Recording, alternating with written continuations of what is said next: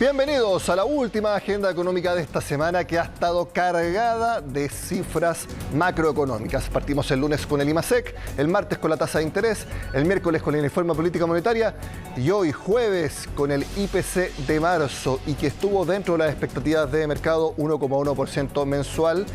Pero algo muy importante, cae la inflación anual, que pasamos a revisar inmediatamente con el acumulado de los últimos meses. Recuerden, cada dato representa el IMASEC sumado de los últimos 12 meses. Como vimos acá, vemos el 14,1%, el punto más alto de la curva.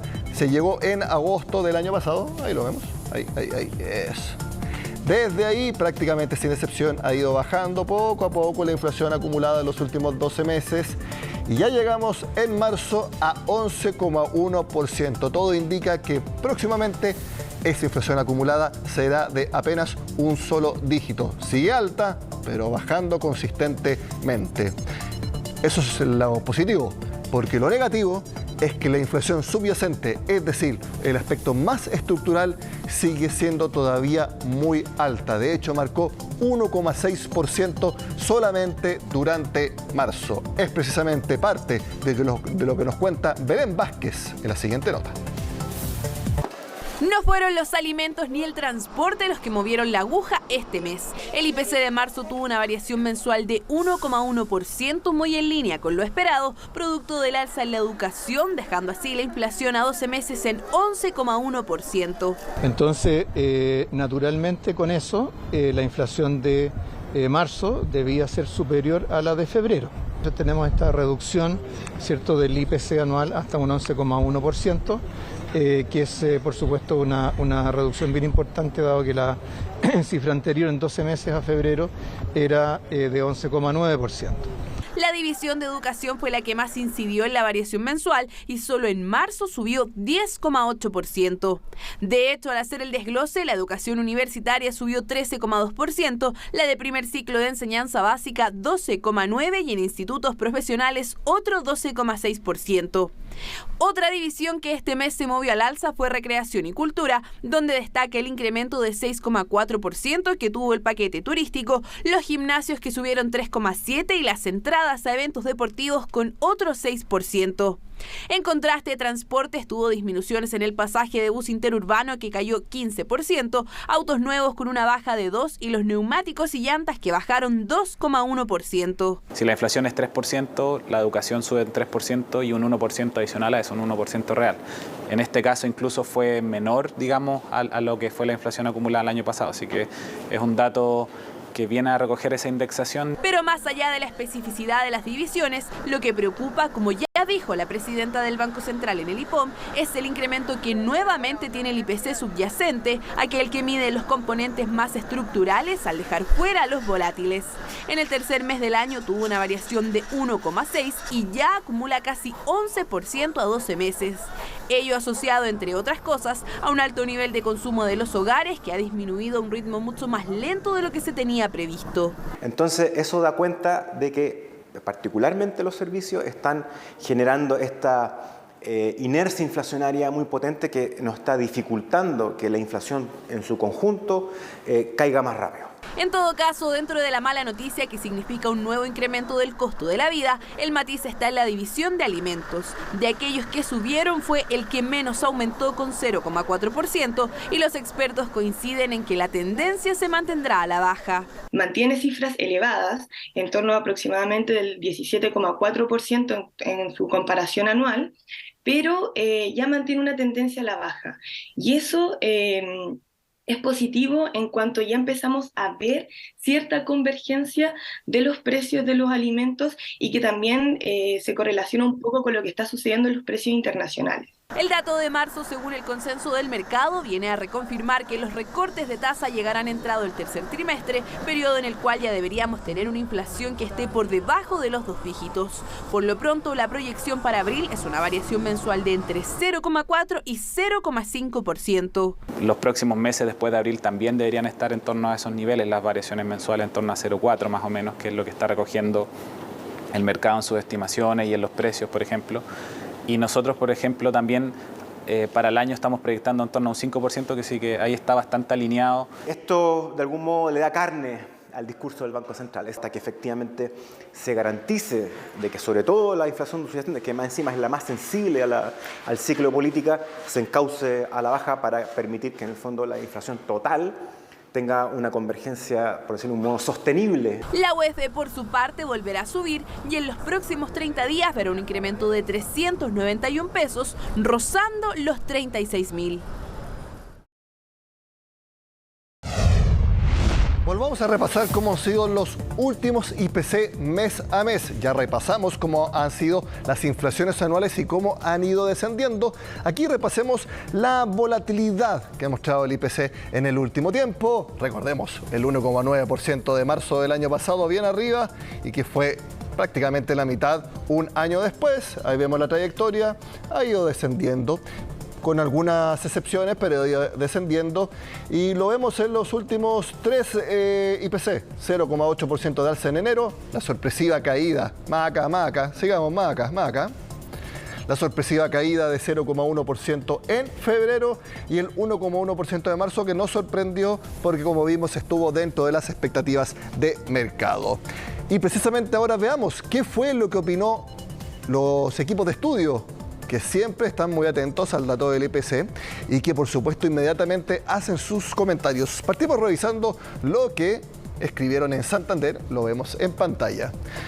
Aunque siguen observándose efectos de segunda vuelta, esto tiene que ver con el tipo de cambio, el dato reafirma la tendencia a la moderación de las alzas de precios desde hace algunos meses y hace evidente que las presiones se han ido reduciendo. Para abril estiman un aumento entre 0,3 y 0,4% y para fin de año terminar con un acumulado de 4,7 puntos. Esto es prácticamente lo mismo que dijo el Banco Central en el IPOM. Vamos a hablar ahora de lo que comentaron en Vice. Lo desplegamos también en pantalla. Estiman que la inflación seguirá sobre los 2 dígitos hasta el segundo trimestre, donde comenzará un mayor descenso. Así, la inflación terminaría en torno a 5%. Ellos están un poquitito más arriba en el acumulado de este año. Por eso, ellos creen que el recorte, el primero, de la tasa de política monetaria sería en el tercer trimestre. Ya hay prácticamente un consenso de mercado, por lo menos la mayoría, que cree que va a ser en ese trimestre cuando empiece a bajar la tasa de interés. Veamos lo que opinan en Security, algo distinto, porque ellos creen que bajaría en junio. Aquí lo vemos. El efecto de la educación distorsiona un poco el análisis, si lo vimos en la nota de Belén Vázquez. Sigue elevada la volatilidad y se mantiene un escenario de riesgo de una nueva aceleración en la tendencia inflacionaria. De materializarse sus expectativas de IPC, ellos creen que el primer ajuste en la tasa de interés, es decir, la primera baja, sería en junio. Aquí ya es una opinión de minoría porque la mayoría está viéndolo a partir de julio.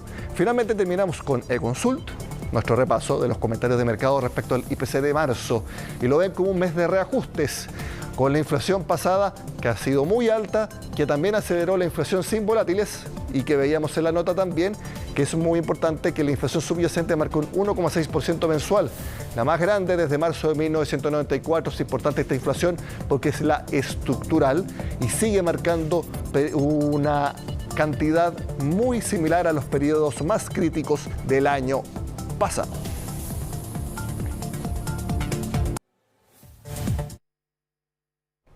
¿Vale?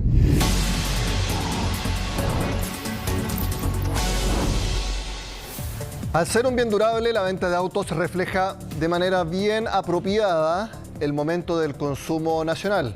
Veamos cómo estuvieron las ventas durante marzo. Sigue la tendencia de caída, aunque más moderada, 9,4% menos que en marzo de 2022. Y es el mejor registro en 9 meses, es decir, el menos malo, porque los meses anteriores los porcentajes de caída habían sido bastante mayores. Uno debiera esperar que esta tendencia continúe, ya que la misma ANAC señala que las ventas van a ser bastante menos que las del año pasado, que estuvieron absolutamente disparadas.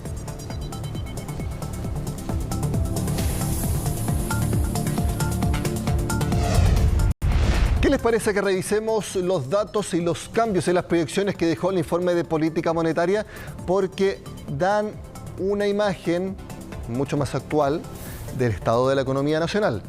Por ejemplo, para 2023, si se esperaba en diciembre un crecimiento de caída ni siquiera crecimiento, una contracción entre 1,75 y 0,75. Ese panorama cambió ahora en marzo, cuando se espera en verdad que no haya ni crecimiento ni contracción, 0%, porque es el punto medio del rango entre menos 0,5 y alza de 0,5. Sí hubo un cambio importante también en la inflación. 3,6% se esperaba en diciembre, ahora se espera que 2023 cierre con un acumulado de 4,6%.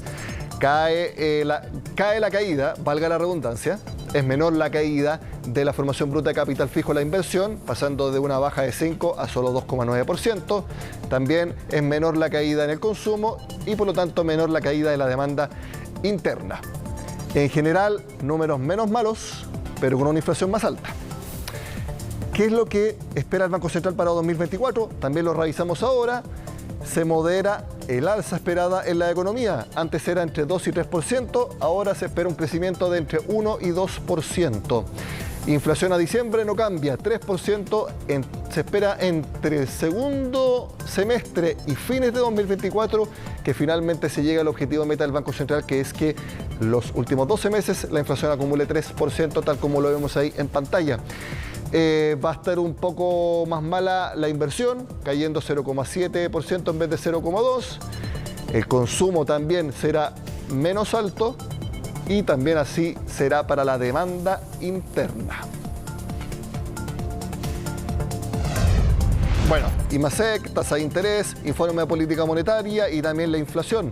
Parte de las entrevistas que hicimos esta semana en Agenda Económica. Les dejo un compacto con lo más importante y así damos broche a esta semana cargada de indicadores macro de vital importancia para nuestro país. Los dejo acá y les deseo un excelente fin de Semana Santo. Si uno mira la actividad como la actividad subyacente de la economía, aislando el componente minero, ya la verdad que la economía de hecho creció en el margen. Entonces yo creo que es valida o confirma nuestra visión de que el ajuste de la economía es bastante gradual y una desaceleración sin mayores sobresaltos. Porque servicios sigue siendo bien resiliente y comercio, si bien está en este contexto de desaceleración, también ha tenido un descenso más pausado. Ahora, si uno mira más bien los fundamentos, ¿cierto? O sea, yo creo que el mercado del trabajo también ha sido más resiliente de lo que muchos pensábamos, a pesar de los datos que tuvimos la semana pasada, ¿cierto? Entonces, la verdad es que uno mira una economía que sigue creando empleos. No hay reunión en agosto. Por lo tanto, las opciones que hay para el tercer trimestre son julio o septiembre. Y yo pienso, en nuestro análisis, por lo menos lo que vemos, es que ya en julio van a existir condiciones para iniciar el relajamiento monetario. Lo ideal aquí hubiera sido que la actividad estuviera por sobre lo que se esperaba, pero que la inflación hubiera estado por debajo. Eso hubiera sido lo ideal, pero aquí lo que tenemos es una combinación de más demanda interna, más actividad, pero más inflación también. Y eso es algo que el Banco Central quiere combatir porque los niveles de actividad todavía no son completamente coherentes con la convergencia de la inflación. El escenario central que nos plantea el Banco Central es un escenario de estancamiento de la economía chilena. O sea, ellos dicen que este año crecemos 0. Y eso es mejor que lo que estaba en el IPOM anterior, alrededor de 1 punto, mejor. Pero resulta que todo lo que ganamos este año prácticamente se desanda en el año 2024, cuando el crecimiento que estaba pronosticado para andar entre 2 y 3, dicen ellos que ahora va a estar solamente entre 1 y 2. Estamos en una situación de crecimiento muy pobre. Si es que hubiera un sexto retiro, yo creo que estaríamos en una situación mucho más compleja, porque estaríamos con niveles de inflación mayores de los que prevé el IPOM, estaríamos con una economía que va a tomar más tiempo en ajustarse y por lo tanto eso va a tener un correlato, va a tener un efecto en la mantención de tasas de interés por un periodo más largo.